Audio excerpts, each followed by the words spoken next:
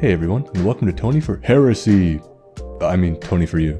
Today we'll be going over a demon I've been very interested in for a long time, the Demiurge. To some, the creator of all, unparalleled by any, and to others, the fool or the son of chaos. From talking about the Demiurge, we'll also be going over Samael and Yaldablaoth from his origins in Gnostic religion. For clarification, before we get into the Demiurge, a quick rundown on Gnosticism. Gnosticism essentially is an early Christian heretical interpretation of scripture in opposition to orthodox beliefs, based on esoteric knowledge, or Gnosis, and rejection of the material world. While Orthodox Christians believe the world to be created by the supreme being, YHVH, and his son Jesus being born, living, and dying on this earth to rise again, Gnostics reject the material world and believe the world was created by a lesser deity, the Demiurge, and Jesus is more of a spiritual entity.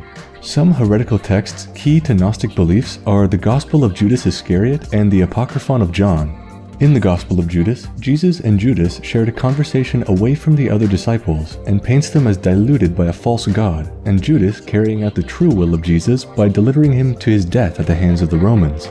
It is important to note that the term Gnosticism may give you a false interpretation, as there is no church of Gnosticism like there are churches of Christianity or synagogues of Judaism. Rather, the term Gnostic, deriving from Gnosis, meaning esoteric knowledge as said before, was attributed to the collection of heretical texts and those who believed in them. Gnosticism is a belief system rather than a religion. If that was complicated, it only gets more so from here on out, so let's get into the general Gnostic beliefs and who or what the Demiurge is. This video was made possible by the great people over at my Patreon. If you'd like to support, check the link in the description below. Also, I have a Discord now, so if you want to chat with me and other wannabe theologists, come join and hang out. Most of what we know from Gnosticism and Gnostics was written about by those who greatly disliked them, such as the book written by Epiphanius of Salamis called Against Heresies, or the Panarion. He compares different heresies with different poisonous beasts and how their obscenity pollutes the ears. Epiphanius even goes so far as to say they hold orgies instead of church services and eat babies instead of Eucharist. Needless to say, it's very difficult to get an objective interpretation of how these people thought and acted.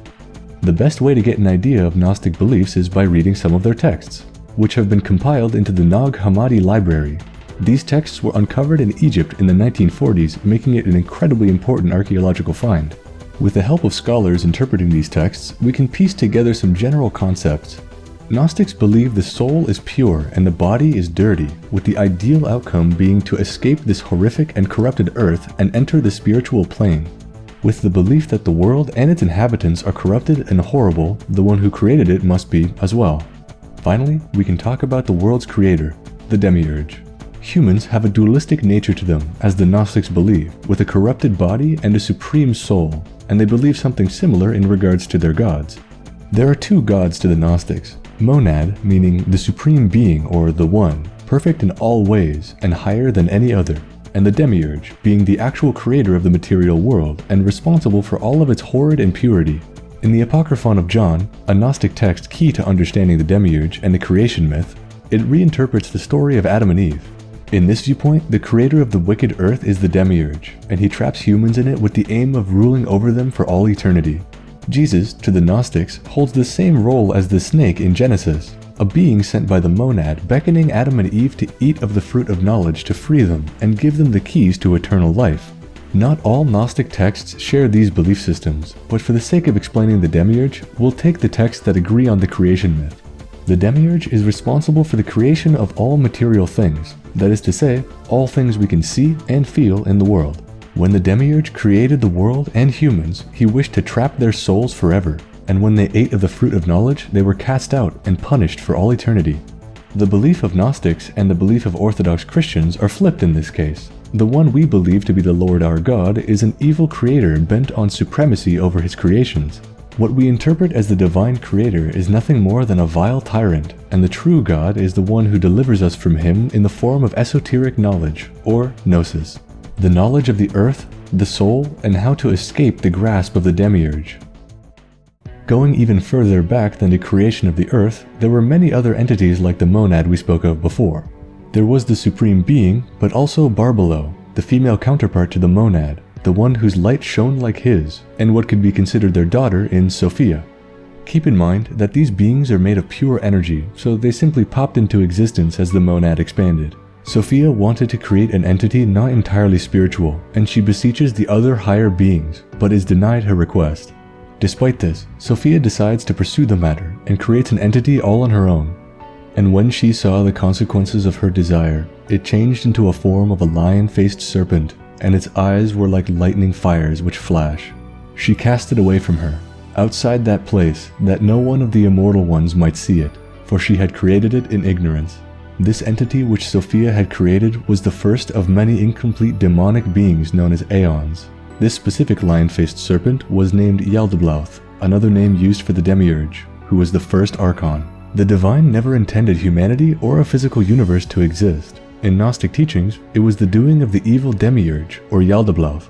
The book goes on to say, the archon who is weak has 3 names. The first is Yaldablaoth, the second is Saklas, meaning fool, and the third is Samael, meaning venom of God.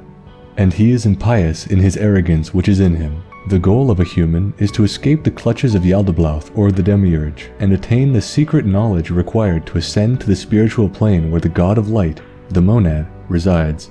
Matter, reality, and all in it is evil, and the incorporeal truth must be studied and understood.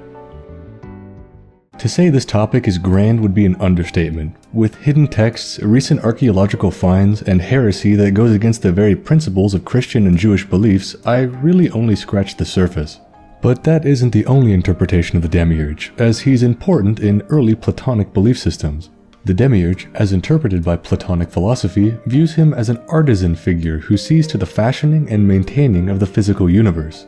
The importance of the term artisan cannot be overstated, as an artisan creates from raw materials. Same goes for the Demiurge in this case. The material the Demiurge uses to create is the true creation or consequence of something else. This is insinuated in the apocryphon of John as well, as it states, "For he said, I am God, and there is no other God beside me. For he is ignorant of his strength, the place from which he had come." Yaldablaoth is ignorant of the truth, or is outright lying when he says these things. Many believe he's malevolent, as he's linked with the material world, though others believe he is ignorant of the truth himself, even as a creator god. Platonic belief does not view him as an evil god, but a god of one mind, simply seeing to the perpetuation of the material world and with his only desire being a world as good as possible. When viewed in this lens, the Demiurge is much less intimidating, as it does not want the eternal subjugation of the human race. Rather, the idealistic goal of creating a corporeal world perfect in all ways, and it works towards that goal eternally. This goal reaches past the perfection of physical things, and also encompasses the perfection of the human mind. In Shin Megami Tensei, the Demiurge is portrayed in a number of different ways. In Devil Summoner, he is a multicolored, 10-winged humanoid with jet black skin. He has 4 eyes of red, blue, green, and yellow, with a snake of the same skin tone coiling down his body through his left leg. In SMT 9, he is a gold humanoid atop a golden platform with 3 pillars. In Persona 5 and Persona 5 Strikers, he is an enormous metallic angel. Needless to say, they didn't really even try to go for the lion-headed serpent design. Rather, it's a more artistic interpretation depending on the belief system they're borrowing from. Always depicted as a vile or tyrant race in Shin Megami Tensei, it can be understood that the interpretation they're going for is the Gnostic Demiurge or Yaldablaoth, with quotes like, "Worship me, the creator of all, unparalleled by any." That line itself is essentially directly ripped from the apocryphon of John. The Compendium in Strange Journey outright says he is the imperfect god of Gnosticism who created the material world. Though they use the Gnostic belief as a basis for the Demiurge, in Shin Megami Tensei 4, the quest to kill him comes from Lucifer. Demiurge himself wishes to smite Flynn with the lightning of punishment for straying from the path of justice. Lucifer sheds more light on the matter, saying Demiurge is a godly spirit pretending to be the creator. In Shin Megami Tensei 9, Demiurge is the creator aiming to destroy humanity to make way for a perfect world free of sin and resides in idea space. This form takes aspects of the Platonic Demiurge as well as the Gnostic Yaldablaoth, with it being a creator striving for perfection, but also a tyrant over the earth with no love specifically for the human race. In Persona 5, the depiction of the Demiurge in this game called Yaldablaoth is that of the Platonic belief, where he is called the God of Control, with some Gnostic ideas, as he is described as a malevolent god manifested from the slothful desires of humans. Samael, being Joker's true persona, is a reference to the Demiurge creating angels to worship him, one of those being Samael. But upon learning Demiurge's true identity as a false god, he rebelled against him.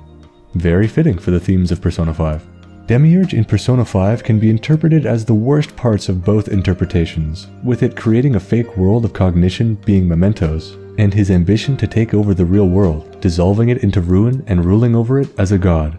In Persona 5 Strikers, Demiurge is interpreted in the Platonic belief as the idealistic shaper of reality aiming for the perfection of humanity. In this case, it's a sentient computer program, so it's more symbolically named a Demiurge, but still is quite an interesting interpretation on the demon. Well, that's where we'll end this talk about the Demiurge. There's so much more to talk about, but we could go on forever, honestly. After researching this, I feel like I uncovered some knowledge that wasn't really meant for anyone to see. Kind of exciting. Demiurge quickly became one of my favorite demons the more I learned about him too, but that's becoming a trend with these videos. Special thanks to Frankie Stoned, John, Mr. 8 Eyes, Rex Zakel, and many more for supporting the channel on Patreon. If you'd like to become a patron, check the link in the description below. Thanks for watching this SMT Lore video, and I'll see you in the next Tony for You. Have a good one.